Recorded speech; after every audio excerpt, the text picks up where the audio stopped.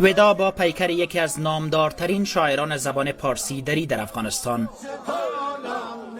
با وجود خطر مرگبار شیوع ویروس کرونا، صدها تن از شیفتگان حیدری وجودی پیکر آن یار را تا خانه ابدی بدرقه می‌کنند. حیدری وجودی روز گذشته به عمر 81 سالگی در کابل درگذشت.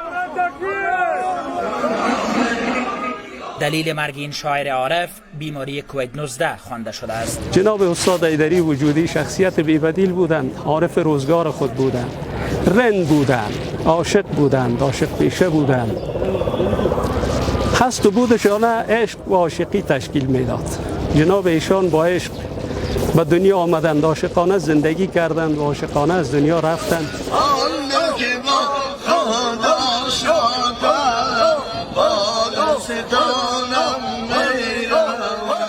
81 سال پیش یکی از دهکده های با صفای ولایت پنجشیر شاهد به دنیا آمدن این روح خجسته بود.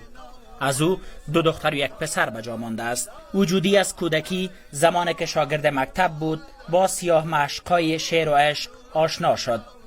از این شاعر عارف 10 اثر عرفانی به جا مانده است. او نزدیک به نیم قرن در کتابخانه عامه کابل ظاهراً به عنوان یک کارمند مشغول کار بود، اما در حقیقت بیشتر مشغول امور فرهنگی و دیدار با اهل دل و عرفان می بود. وجودی سال گذشته طی مصاحبه ویژه با رادیو آزادی از عشق به زندگی و عرفان قصه کرده بود.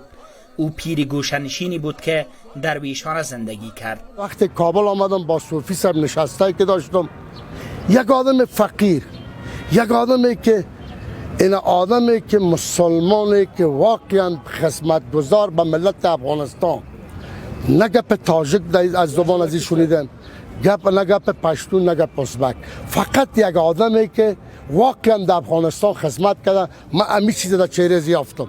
در جستجویش دم بدم، در جستجویش دم بدم، دریا به دریا می روم، دریا به دریا می روم. هزاران فرسنگ دورتر از کابل در امریکا، فرهاد دریا آوازخوان و موسیقیدان محبوب افغانستان برایش سوگوار است. دریا چندین شعر عاشقانه و عارفانه وجودی را برای خود و آوازخوانان دیگر آهنگ ساخته و شخصا از محضر استاد نیز فیض‌ها برده است. وادی با وادی، کو با کو، صحرا به صحرا می روم.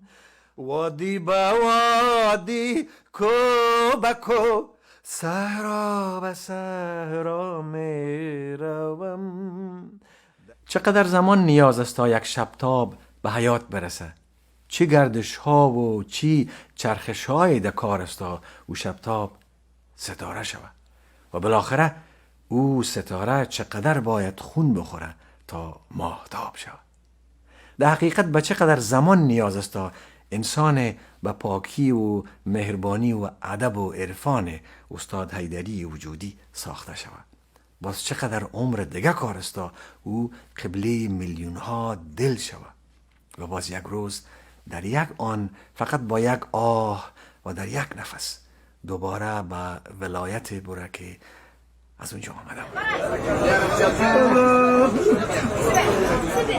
آنچه از حیدری وجودی این آخرین مهره کاروان تصوف و عرفان در میان شاعران معاصر افغانستان بر جا میماند، کتاب و آثار عاشقانه و عارفانه اوست.